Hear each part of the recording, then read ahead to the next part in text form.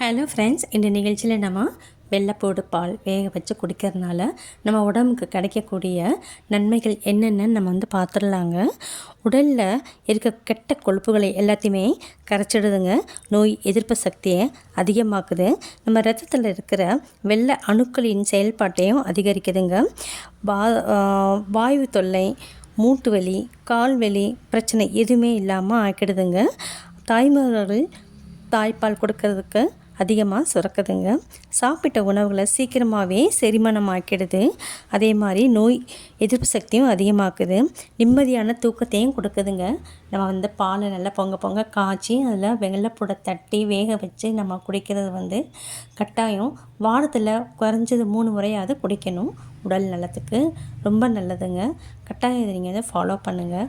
நல்ல ஆரோக்கியமாகவும் இருக்கும். உற்சாகமாக நம்ம செயல்படலாம். கட்டாயம் ட்ரை பண்ணுங்கள்.